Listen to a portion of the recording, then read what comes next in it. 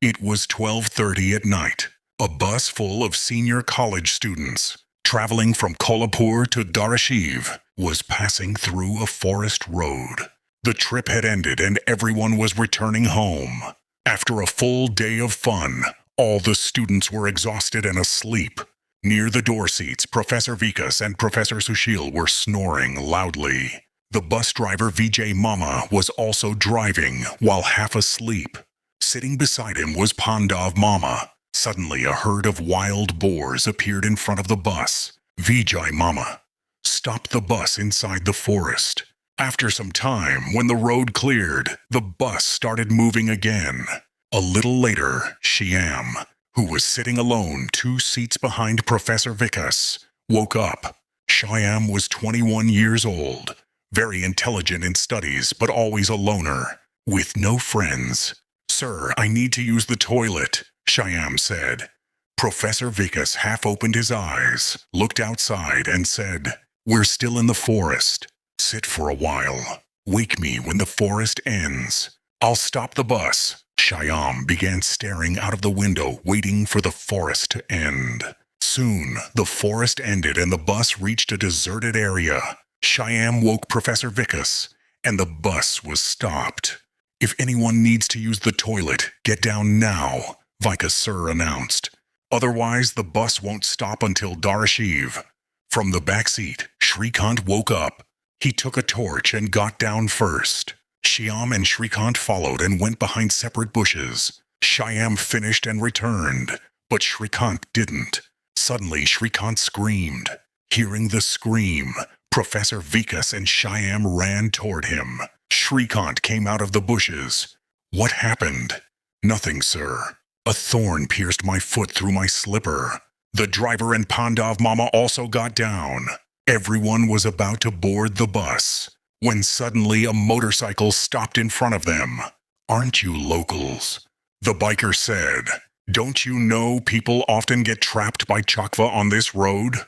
Hearing the word chakwa, Professor Vikas said, Yes, we know. We're leaving." They all boarded the bus. "Sir, what is this chakwa?" Pandav Mama asked. "In Hindi, chakwa means illusion," Vikas Sir explained.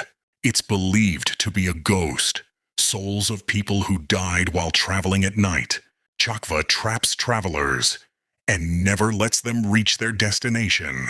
No matter how fast you drive, you keep returning to the same place, or you get lost and end up where chakwa wants." The driver added, "Travelers keep roaming till sunrise. Once the sun rises, chakwa loses its power." Shyam, speaking eerily, said, "Some chakwas are deadly. My grandfather almost died because of one. Many night accidents happen because of chakwa. Travelers' fear and exhaustion are their strength." Shrikant mocked him. "Your aunt is a writer. That's where you heard these stories." "Enough. Go to sleep," Professor Vikas scolded. Everyone slept, except Shyam. Soon, Shyam noticed a closed tea stall. "But I've seen this before," he murmured. He realized the bus had returned to the same forest again. Everyone slept, except Shyam, who kept staring outside. Soon, Shyam noticed a closed tea stall. "But I've seen this before," he murmured. He realized the bus had returned to the same forest again. He rushed to the driver. "Mama, which forest is this?" "Some forest or the other," Vijay replied sleepily. "No, Mama, we're back in the same forest." Professor Vikas woke up. Shyam said, "Sir, chakwa has caught us." Vikas didn't believe him, until Shyam predicted a truck overturned on the roadside. Moments later, they saw exactly that. Soon, the bus again reached the same deserted place where they had stopped earlier. Everyone was shocked.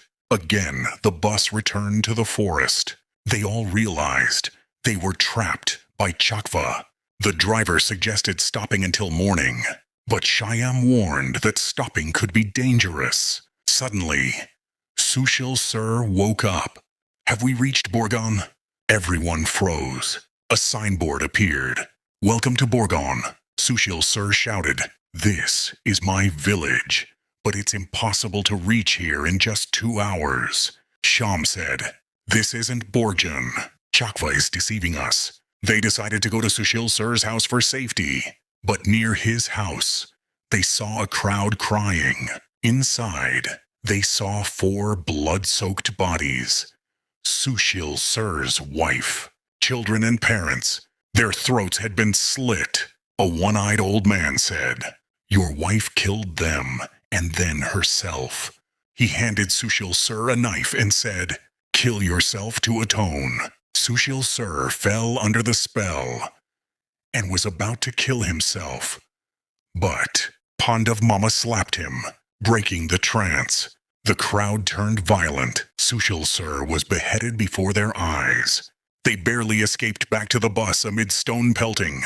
Many students remained asleep, still under Chakwa's influence. Back in the forest again.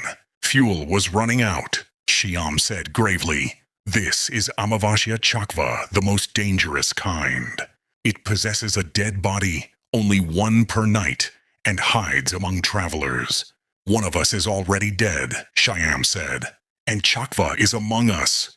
He accused Shrikant. Chaos erupted. Professor Vikas tried to kill Shrikant, but Pandav Mama struck Vikas instead, killing him. The driver attacked Pandav Mama, but Pandav stabbed him with glass. The driver died. Outside, villagers attacked the bus again, but Shyam insisted they were illusions. Shyam finally said, "Pandav Mama is Chakwa." Shrikant, confused and terrified, was manipulated. Shyam told him to kill Pandav Mama. Shrikant killed his own uncle. Shyam laughed. His eyes turned red. "I am Chakwa," he said. He confessed everything. He entered the bus when the boars appeared. He chose Shyam's exhausted body. Shyam died of fear, and Chakwa possessed him. He manipulated everyone. He forced Shrikant to kill his own uncle. "Now what's the point of living?" Chakwa mocked. He told Shrikant to crash the bus and kill everyone. Shrikant was about to obey, but suddenly he screamed, "Mama!" Footsteps echoed behind. Shrikant turned, and Pandav Mama struck Chakwa's head with an iron rod.